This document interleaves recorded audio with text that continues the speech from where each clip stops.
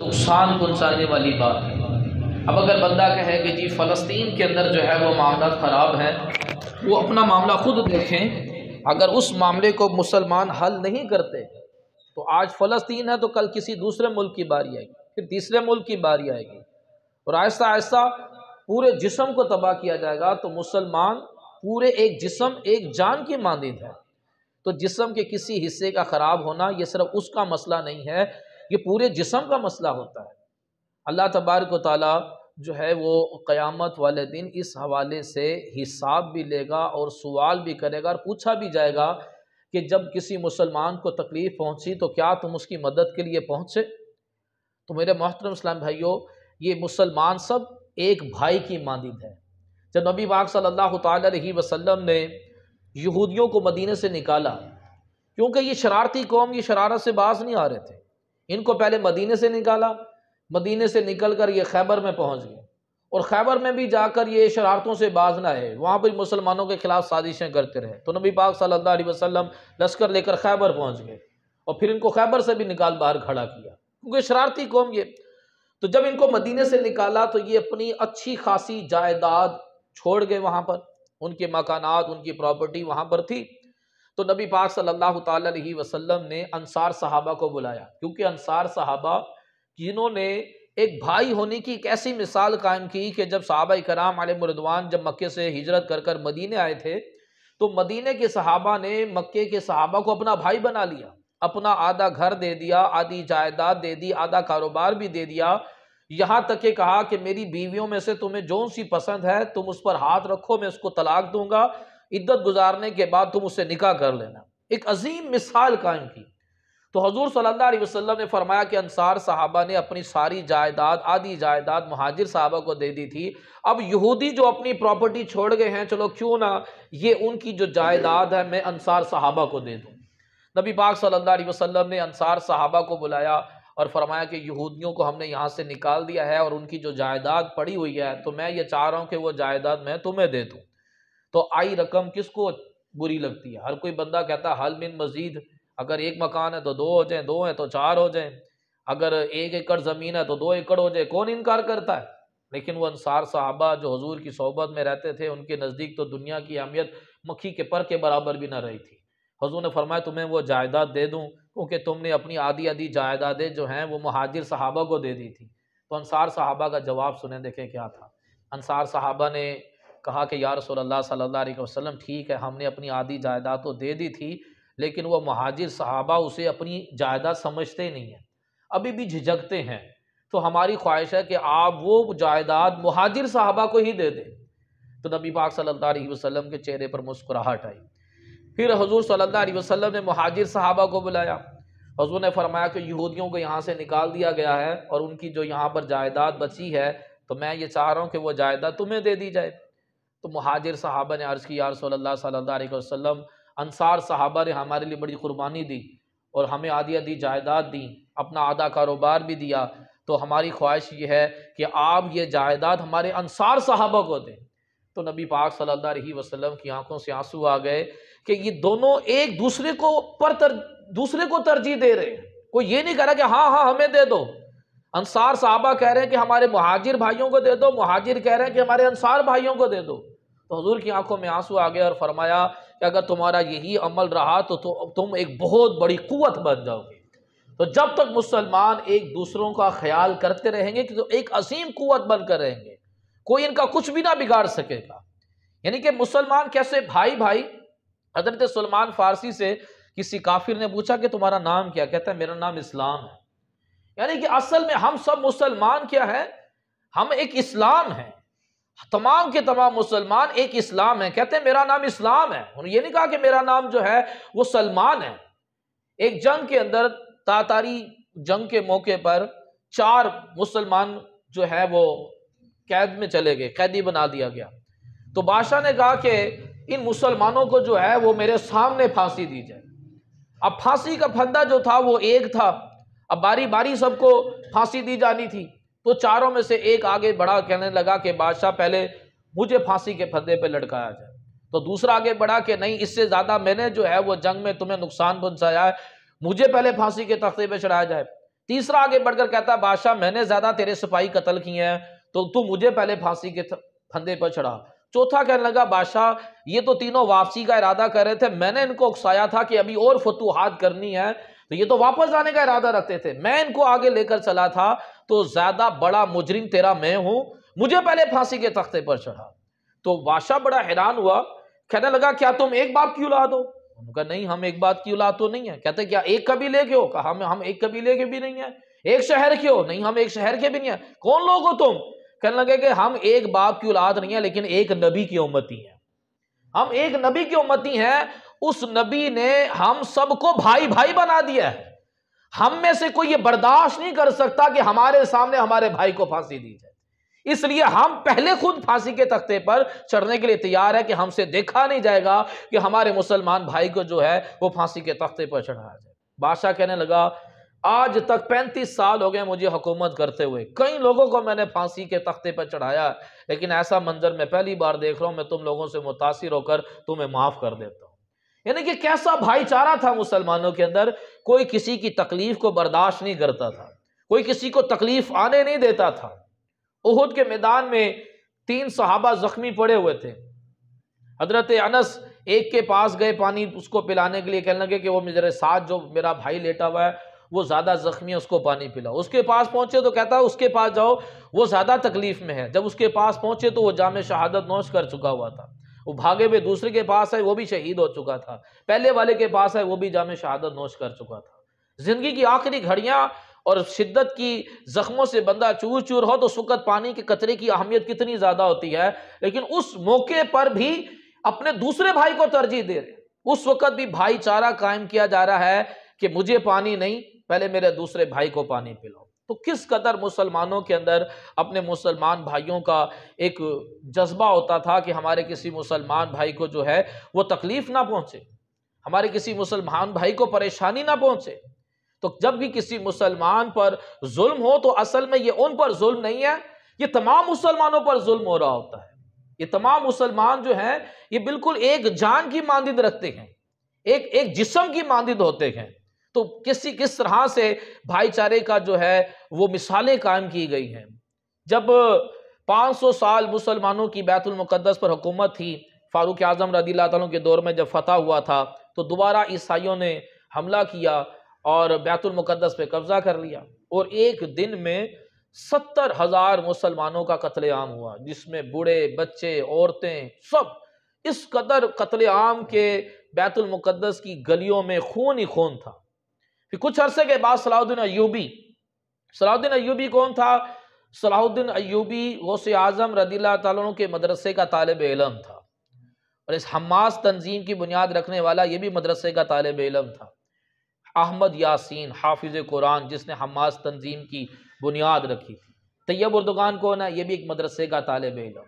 یہ مدارس ایسے ایسے ہیرے نکلتے ہیں جو مسلمانوں کی مدد کرتے ہیں اور اسلام کا جھنڈا لہراتے ہیں، اور ایک قوت ہوتی ہے مدارس جس کو بڑی بری نظر سے دیکھا جاتا ہے اور بڑے برے الفاظ بھی مدارس کے لیے استعمال کیے جاتے ہیں، ان مدارس سے بڑے بڑے ہیرے نکلے ہیں۔ نور الدین زنگی کون تھا؟ جس نے اپنے دور حکومت میں کئی مدرسے تعمیر کروائے تھے۔ تو صلاح الدین ایوبی مسلمانوں کا بادشاہ، اس نے جب دیکھا کہ فلسطین میں مسلمانوں کا قتل عام ہوا ہے تو مسلمانوں کی مدد کے لیے فوراً پہنچا، کیونکہ وہ غیرت مند بادشاہ تھا نا، وہ غیرت تھی اس کے اندر۔ آج کی طرح کے بادشاہوں کا نہیں تھا کہ فلسطین کا مسئلہ ہے وہ اس مسئلے کو خود دیکھیں، خالی وہ ٹویٹر پر جو مذمت کر دینا اور سوشل میڈیا پر بیان دے دینا اور سیاسی بیانات دے دینا، صرف اس حد تک مسلمان حکمرانوں کا معاملہ چل رہا ہے، عملی طور پر کوئی بھی نہیں آ رہا۔ اور وہاں اسرائیل کے لیے یورپ سے امداد آ رہی ہے، بحری بیڑے آ رہے ہیں، اسلحے دیے جا رہے ہیں، پورا یورپ اس کی مدد کے لیے کھڑا ہے، لیکن فلسطین کے حوالے سے اسلامی حکمرانوں کی صرف اور صرف ان کو وہ ٹویٹر پر جو ہے وہ صرف بیان دے رہے ہیں، اور مزید کوئی کچھ نظر آ نہیں رہا۔ ہر کوئی ٹویٹر پر جو ہے وہ مذمت کر رہا ہے، صرف مذمت کرنے سے صلاح الدین ایوبی نے صرف مذمت کی تھی، مذمت نہیں کی۔ اس سے برداشت نہ ہوا کہ بیت المقدس پر عیسائیوں کا قبضہ ہو گیا، ہر مسلمانوں کا قتل عام ہوا ہے، وہ فوراً تلوار نکال کر پہنچ گیا اور بیت المقدس کو فتح کیا، بیت المقدس کو جب اس نے فتح کیا، فاتح بن کر جب وہ گھوڑے پر بیٹھا ہوا تھا تو صلاح الدین ایوبی نے کہا کہ بتاؤ آج تمہارے ساتھ کیا سلوک ہونے والا ہے؟ عیسائیوں کو تو پتا تھا کہ ہم نے تو 70,000 مسلمان قتل کیے تھے، ان کے بچے قتل کیے تھے، ان کی عورتوں کو قتل کیا تھا، اب یہ تو بدلہ لیں گے۔ تو صلاح الدین ایوبی نے کہا کہ میں وہ تمہارے ساتھ سلوک نہیں کروں گا جو تم نے ہمارے مسلمانوں کے ساتھ سلوک کیا، میں تمہارے ساتھ وہی سلوک کروں گا جو نبی پاک صلی اللہ تعالی علیہ وسلم نے مکہ فتح کرنے کے بعد قریش کے ساتھ کیا تھا، کہ سب کو معاف کر دیا تھا، آج میں تمہیں بھی معاف کر دیتا ہوں۔ تو کئی مسلمان، وہ عیسائی جو تھے، وہ صلاح الدین ایوبی کی یہ بات سن کر کلمہ پڑھ کر مسلمان ہو گئے۔ ایک بوڑھی خاتون آئی، کہنے لگی کہ میرے 4 بچے گم ہو گئے، میرے بچے نہیں مل رہے۔ صلاح الدین ایوبی اپنا نیزہ پکڑا اور اپنے جوبے کو سنبھالا اور خود اس کے بچوں کو تلاش کرنے کے لیے نکل گیا۔ سارا دن تلاش کرتا رہا، عصر کے موقع پر ایک پہاڑ کے ساتھ کسی جنگل میں اس کے بچے خوف زدہ خیمے میں بیٹھے تھے، اس نے اس کو تلاش کر لیا اور ان بچوں کو لے کر آیا اور ماں کے حوالے کیے۔ تو وہ ماں کہنے لگی کہ تم مسلمانوں کے بادشاہ ہو اور یہاں پر جنگ کرنے کے لیے آئے اور میرے بچوں کو تم خود تلاش کرنے کے لیے نکل گئے۔ تو صلاح الدین ایوبی نے کہا کہ ہمارے نبی کی تعلیم ہے، ہمارے نبی کا فرمان ہے کہ جب جنگ کرنے جاؤ تو بچوں کو ماں سے جدا نہ کرنا، کیونکہ جب بچے ماں سے جدا ہوتے تو ماں کو بڑی تکلیف ہوتی ہے، اور کھیتوں کو خراب نہ کرنا۔ تو جب تو نے مجھے آ کر بتایا نا کہ میرے بچے گم ہو گئے ہیں، تو میں نے یہ سوچا کہ اس کے بچے تو میری وجہ سے گم ہوئے ہیں، اور قیامت والے دن رسول اللہ صلی اللہ علیہ وسلم کو کیا جواب دوں گا؟ تو اس لیے تیرے بچے تلاش کرنے کے لیے میں خود نکل گیا۔ تو وہ ماں اپنے بچوں کو کہتی ہے کہ میرے پاس کیا لینے آئے ہو؟ اس کے پاس جاؤ جس نبی کے نوکر اتنے بہترین ہیں کہ دشمن کے بچوں کی حفاظت کر رہے ہیں، وہ نبی کتنا بہترین ہوگا، جاؤ جا کر اس کے پاس جا کر اسلام قبول کر لو۔ تو وہ سارے کے سارے، وہ عورت بھی اور اس کے بچے بھی، وہ سب کے سب دائرہ اسلام کے اندر داخل ہو گئے۔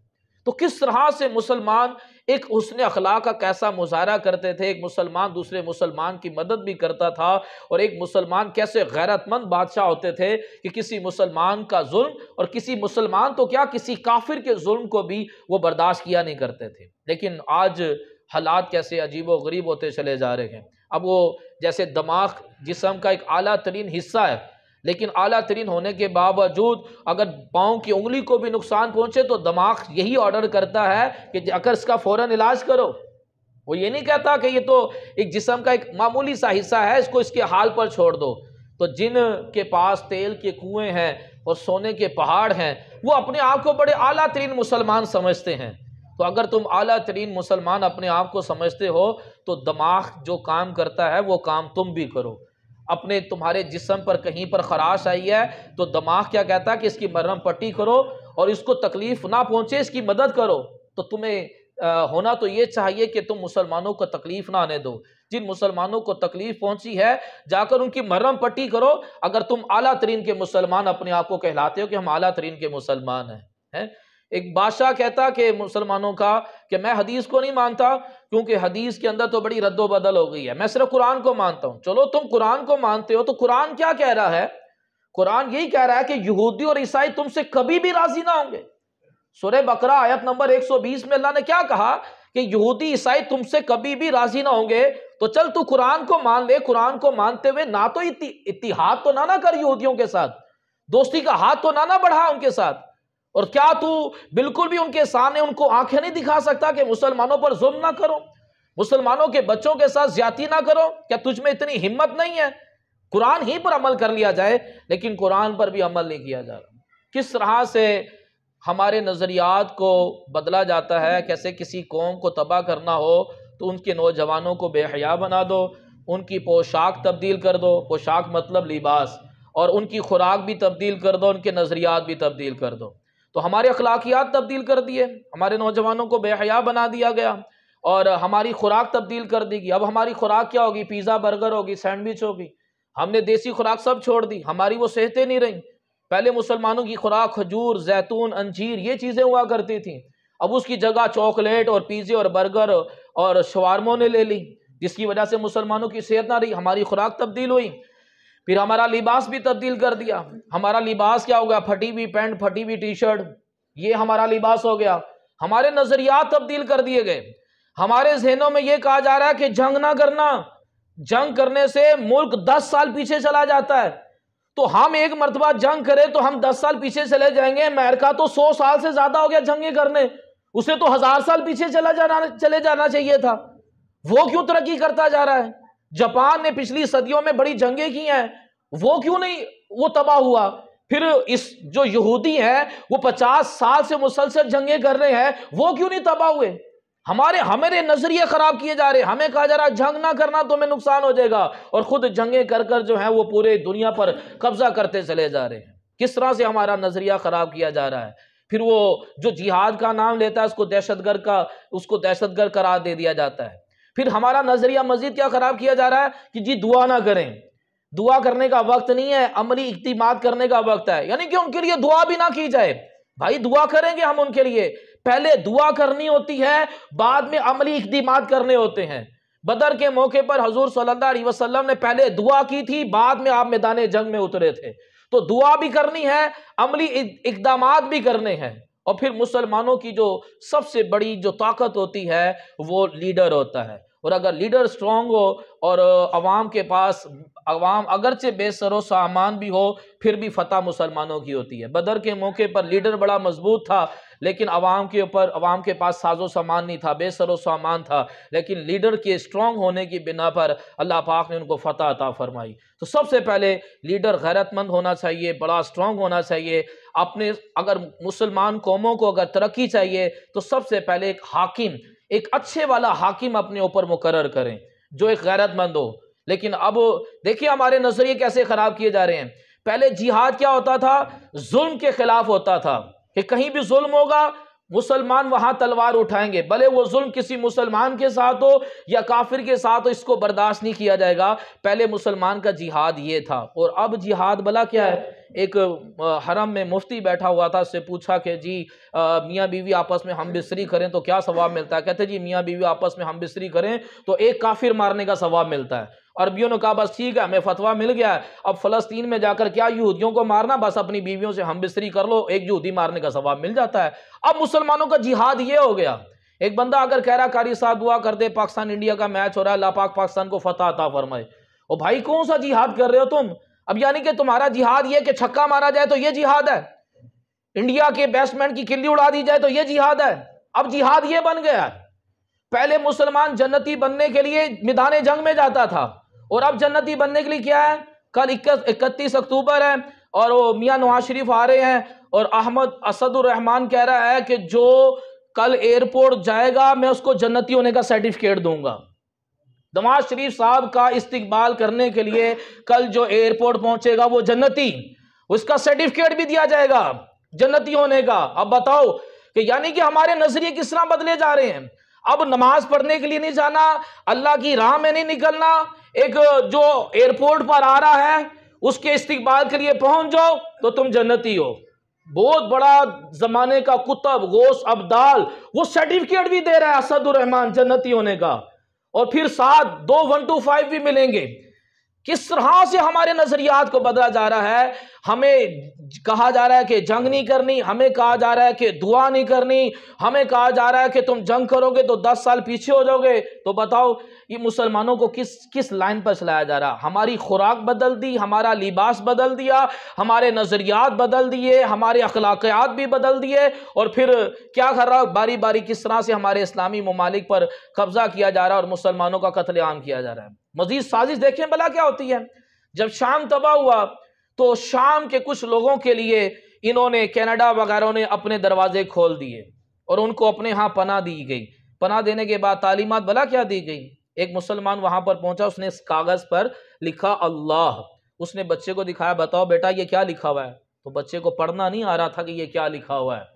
وہاں روہنگا میں برما کے اندر قتل عام ہوا تو امریکہ والوں نے، کافر ممالک نے ان کو پناہ دی، چلو آؤ ہمارے پاس آ جاؤ، ہم تمہیں پناہ دیتے ہیں۔ اب ان کے ذہنوں میں کیا ڈالا جاتا ہے؟ تم مسلمان ہو، تمہارے پاس ظلم ہو رہا تھا، کوئی مسلمان آیا تمہاری مدد کے لیے؟ کسی مسلم ممالک میں تمہیں پناہ دی؟ دیکھو ہم نے تمہیں پناہ دی ہے، ہم انسانیت کے کتنے بڑے ٹھیکیدار ہیں۔ پھر ان مسلمانوں کو مسلمان اور اسلام کے خلاف ان کے ذہن بنائے جاتے ہیں، ان کو تیار کیا جاتا ہے۔ شام کے بچے جو اس ٹائم کینیڈا میں پل رہے ہیں، وہ جو جوان ہوں گے ان کو اسلام کے خلاف استعمال کیا جائے گا، ان کو مسلمانوں کے خلاف استعمال کیا جائے گا کہ تمہارے اوپر ایک مصیبت آئی تھی، کون سا اسلامی ملک تمہاری مدد کے لیے آیا؟ ہم آئے تمہاری مدد کے لیے، ہم نے تمہیں پناہ دی، ہم نے تمہیں گھر دیا، ہم نے تمہیں خوراک دی۔ اب فلسطین والوں کے ساتھ یہ زیادتی ظلم ہو رہا ہے، اب کوئی اسلامی ممالک انہیں پناہ دینے کے لیے تیار نہیں، پھر کافر ملک اپنے دروازے ان کے لیے کھول دیں گے، آجو جی ہمارے پاس۔ کون سا اسلامی ملک تمہاری مدد کے لیے آیا؟ کس نے تمہیں خوراک پہنچائی؟ کس نے تمہیں جو ہے وہ خیمے پہنچائے؟ ہم نے کی تمہاری مدد۔ پھر وہ کیا کہ جی وہ کافروں کو فلسطین والے اچھے سمجھیں گے اور اپنے ہی مسلمانوں کے خلاف ہو جائیں گے کہ یہ ہے مسلمان۔ کس طرح سے اس جو ہے وہ سازشیں کی جاتی ہیں اور ہم سازشوں میں گھرے ہوئے ہیں، سازشوں میں ہم گھرے ہوئے ہیں۔ تو محمد علی جناح صاحب کی بات مان لو، اگر ہماری نہیں مانی، اگر تم مولویوں کو بڑا شدت پسند کہتے ہو تو محمد علی جناح صاحب تو شدت پسند نہیں نہ تھے۔ محمد علی جناح صاحب نے کیا کہا؟ آپ نے کہا کہ یہ یہودیوں کی حکومت جو ہے یہ امریکہ اور برطانیہ کی ناجائز اولاد ہے۔ یہ محمد علی جناح صاحب کی بات، آپ یہ جو بڑے بڑے لیڈر ہیں ان کو زیادہ پتا ہوگا۔ جب محمد علی جناح صاحب بانی پاکستان کہہ رہے ہیں کہ یہ جو اسرائیل جو ایک ریاست بنی ہوئی ہے یہودیوں کی، یہ امریکہ برطانیہ کی ناجائز اولاد ہے، اب یہ اندر لے کھاتے کہہ رہے ہیں کہ ان کو تسلیم کر لیا جائے، اس کو ریاست بنا لیا جائے، ایک معاہدہ کر لیا جائے۔ بھائی کیسے معاہدہ کر لیں گے آپ؟ کیا سورہ بقرہ آیت نمبر 120 کو آپ پڑھ لیں، کوئی ترجمہ تشریح کی ضرورت نہیں ہے، جو تھوڑا بہت پڑھا لکھا مسلمان ہے وہ بھی سمجھ جائے گا کہ اللہ کیا کہہ رہا ہے۔ اللہ فرما رہا ہے کہ یہودی عیسائی تم سے کبھی بھی راضی نہیں ہوں گے، ان سے معاہدے نہ کرو، معاہدہ کرنے کا کوئی فائدہ نہیں ہوگا، یہ کبھی بھی تم سے راضی نہیں ہوں گے، جب انہیں موقع ملے گا یہ تمہیں نقصان پہنچائیں گے۔ اگر پورا سارے کے سارے مسلمان جو ہیں وہ ایک جسم کی مانند ہے، اگر انگلی کو نقصان پہنچا، اگر اس کو ٹھیک نہ کیا گیا تو پاؤں خراب ہوگا، پاؤں کو ٹھیک نہ کیا گیا تو پھر پوری ٹانگ خراب ہوگی۔ تو اگر آج فلسطین کی مدد نہ کی گئی تو کل دوسرے اسلامی ممالک کی باری آئے گی، پھر تیسرے اسلامی ممالک کی باری آئے گی، اس کو نازک نہیں لیا جائے گا۔ قیامت والے دن اللہ پاک پوچھے گا، اللہ پاک فرمائے گا میں بھوکا تھا تو نے مجھے کھانا نہیں کھلایا، میں پیاسا تھا تو نے مجھے پانی نہیں پلایا، میں بیمار تھا تو میری عیادت کے لیے نہیں آئے گا۔ بندہ کہے گا یا اللہ تو رب ہے، تو کھانے پینے سے پاک ہے، تو بیمار ہونے سے پاک ہے۔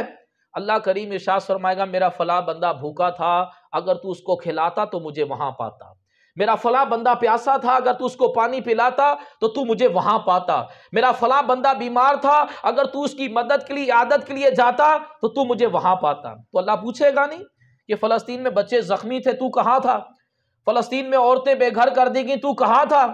قیامت والے دن کیا اللہ پاک سوال نہیں کرے گا؟ اور یہ سوال سب اسلامی ممالک کے حکمرانوں سے بھی کیا جائے گا، جو بڑے بڑے تیل کی کنووں کے مالک ہیں اور بڑے بڑے سونے کے پہاڑوں کے مالک ہیں، ان سے بھی یہ سوال کیا جائے گا۔ روایت کے اندر آتا ہے نبی پاک صلی اللہ تعالی علیہ وسلم نے ارشاد فرمایا جب کسی مسلمان کو مدد کی ضرورت ہو اور بندہ قدرت رکھنے کے باوجود اپنے مسلمان بھائی کی مدد نہ کرے تو اللہ پاک اس کو ایسی جگہ پر ذلیل کرے گا جہاں پر اس کی کوئی مدد کرنے والا بھی نہ ہوگا، ایسی جگہ پر اللہ پاک اس کو ذلیل کرے گا۔ دیکھیں ایک رشتہ ہوتا ہے، ایک خاندانی رشتہ ہوتا ہے اور ایک رشتہ ایمان کا رشتہ ہے۔ انما المؤمنون اخوہ، تمام مسلمان آپس میں بھائی بھائی ہیں، یہ ایمانی رشتے کا تقاضا ہے۔ ایک حقوق ہے اللہ کے جو بہت اہم ہے کیونکہ وہ رب ہے، اور ایک حقوق ہے حضور کے کیونکہ وہ اللہ کے حبیب ہیں، اور ایک حقوق ہے ہمارے آپس کے تمام مسلمانوں کے۔ یہ تمام حقوق ہم سب نے ادا کرنے ہیں۔ کسی مسلمان کو تکلیف پہنچے تو درد سینے میں ہونی چاہیے۔ حضرت امیر معاویہ اور حضرت علی رضی اللہ تعالیٰ کی آپس میں لڑائی ہو گئی تو کافروں نے جب دیکھا یہ آپس میں لڑ رہے ہیں، موقع بڑا اچھا ہے، جب آپس میں لڑو تو پھر نقصان پہنچانا آسان ہو جاتا ہے، تو ایک کافر کی طرف سے پیغام گیا مولا علی کو کہ کہنے لگا کہ میں جنگ کرنے والا ہوں تم پر۔ تو جواب مولا علی نے نہیں دیا، جواب حضرت امیر معاویہ نے دیا۔ حضرت امیر معاویہ رضی اللہ عنہ نے جواب دیا کہ تو کیا سمجھتا ہے، ہم اگر گھر میں آپس میں لڑ رہے ہیں تو کیا سمجھتا ہے کہ تو مولا علی پر حملہ کرے گا تو میں کھڑا ہو کے تماشا دیکھوں گا؟ تو حملہ تو کر کے دیکھ، مولا علی سپاہ سالار ہوں گے، معاویہ ان کا سپاہی ہوگا۔ تو یہاں پر یعنی کہ یہ بھائی چارہ ہے کہ اگر کسی بھی مسلمان پر اگر تکلیف پہنچے تو سارے مسلمانوں کا ایک ہونا ضروری ہے، بھلے آپس میں جتنے مرضی اختلافی معاملات ہوں، آپس کی جتنے مرضی لڑائی جھگڑے والے معاملات ہوں، لیکن جب کسی مسلمان کی ایک مسلمان کو بھی تکلیف ہو جائے تو پورے مسلمانوں کو یکجا ہونا ضروری ہے۔ یہ نہیں کہ بھئی اس کو تکلیف پہنچ رہی ہے، میرا تو اس کے ساتھ جھگڑا چل رہا ہے تو میں کیوں اس کا ساتھ دوں، نہیں، ساتھ دینا لازم ہوگا، نہیں تو قیامت والے دن بندے کو اللہ تبارک و تعالیٰ کو جواب دینا پڑے گا۔ تو میرے محترم اسلامی بھائیوں، جتنا بھی ہو سکتا ہے فلسطینی مسلمان بھائیوں کے لیے مالی امداد، جو بھی ان کو خوراک کپڑے وغیرہ کی ہے وہ ان کو پہنچائی جائے، ان کے لیے دعا، یہ جو میسیج چل رہا ہے نا کہ دعا سے کچھ نہیں ہونا، دعا بھی ان کے لیے کی جائے گی۔ لیکن کیا جی یہاں پر ہم بیٹھے ہوئے ہم باتیں کر کر کیا ہو سکتے ہیں؟ دیکھیں بھلے تھوڑے بہت ہی ہوں، کم سے کم ہمارا کچھ نہ کچھ حصہ تو مل جائے گا، کم سے کم ہمارا قیامت والے دن کہہ تو سکیں گے کہ یا اللہ عز و جل ہم ان کے لیے جا تو نہ سکے، ان کی مدد کے لیے ہم نے دعا کی، ہم نے چیزیں فراہم کر دیں، کم سے کم یہ تو ہو سکے گا۔ لیکن بدقسمتی کے ساتھ میں نے آپ کو بتایا نا کہ مسلمان کی سب سے بڑی قوت بلا کیا ہوتی ہے؟ سب سے پہلے خلیفۃ المسلمین ہوتا ہے۔ خلافت سے اور جہاد سے کافروں کی بڑی جان جاتی ہے۔ انہوں نے ہمارے اوپر کوئی خلیفہ رہنے نہیں دیا اور جہاد کے نام کو دہشت گردی کا نام دے دیا۔ اب جب بھی کوئی جہاد کا نام لیتا ہے تو اس کو شدت پسند قرار دے دیا جاتا ہے، تو یہ جس کی وجہ سے مسلمانوں کی تباہی اور بربادی ہوتی چلی جا رہی ہے۔ نبی کریم صلی اللہ علیہ وسلم نے ارشاد فرمایا کہ جب مسلمان تلوار چھوڑ دیں گے تو ذلیل اور رسوا ہو جائیں گے۔ تو اب یہ تلوار چھوڑنی نہیں ہے، معاہدوں سے کام نہیں چلتا، تلوار سے ہی کام چلے گا، جہاں پر ظلم ہوگا وہاں پہ تلوار پکڑنی ہوگی۔ اور جب تلوار دیکھیں صلاح الدین ایوبی نے تلوار اٹھائی، لیکن صلاح الدین ایوبی نے جنگ کیسی کی کہ کئی عیسائی جو تھے وہ کلمہ پڑھ کر مسلمان ہو گئے تھے۔ انداز جنگ کا وہی تھا جو حضور صلی اللہ علیہ وسلم کا تھا۔ حضور صلی اللہ علیہ وسلم جنگ کرتے تھے، اتنے کافر قتل نہیں ہوتے تھے جتنے زیادہ دائرہ اسلام میں داخل ہو جاتے تھے۔ قتل ان کو ہی کیا جاتا تھا جو سامنے آتے تھے، جو امان طلب کر لیتا تھا انہیں امان دے دی جاتی تھی۔ تو اپنے ذہنوں میں یہ چیز بٹھا لیں کہ اللہ تبارک و تعالیٰ نے فرما دیا کہ یہودی اور عیسائی کبھی تمہارے دوست نہیں ہو سکتے، کبھی بھی تم سے راضی نہیں ہو سکتے۔ جو غلطی فلسطینیوں نے کی، جس کا وہ سزا بھگت رہے ہیں، انہوں نے یہودیوں سے دوستی کر لی تھی، اس دوستی کا نقصان اب وہ اٹھا رہے ہیں۔ اسی طرح اور جن ممالک نے ان سے دوستی کر لی ہے، کل اگر انہوں نے دوستی ختم نہ کی تو جو معاملہ فلسطینیوں کے ساتھ ہو رہا ہے وہی معاملہ ان کے ساتھ بھی ہوگا۔ تو دوستیاں ختم کریں، سب مسلمان ایک ہوں اور یہود و نصارہ کے سامنے سینہ تان کے کھڑے ہو جائیں۔ اور ایمان کی طاقت دیکھیں، یہودی کے ساتھ پورا یورپ کھڑا ہے اور ان کو اسلحہ مہیا کیا جا رہا ہے۔ حماس ایک ملک نہیں ہے، حماس ایک تنظیم ہے، ایک حافظ قرآن کی بنائی ہوئی ایک تنظیم ہے، اور کوئی اسلامی ممالک ان کو سپورٹ نہیں کرنے والا، لیکن پھر بھی ان کے پاس کون سی طاقت ہے؟ ایک ایمان کی طاقت ہے۔ حضور صلی اللہ علیہ وسلم نے فرمایا تھا کہ جس مسلمان کا انتقال ہو جائے تو اس کی جائیداد اس کے بچوں میں تقسیم کر دی جائے، اور اگر اس کے اوپر قرضہ ہو اور اس کا قرضہ اتارنے والا کوئی نہ ہو تو مجھے بتانا، میں اس کا قرضہ اتار دوں گا۔ تو جس کا کوئی نہیں ہوتا اس کے حضور ہوتے ہیں۔ اگر حماس کی کوئی مدد کرنے والا نہیں تو ان کی مدد کرنے والا اللہ رسول ہے۔ تو بہرحال اللہ تبارک و تعالیٰ فلسطین کے مسلمانوں کی مدد فرمائے اور یہودیوں کو نیست و نابود فرمائے۔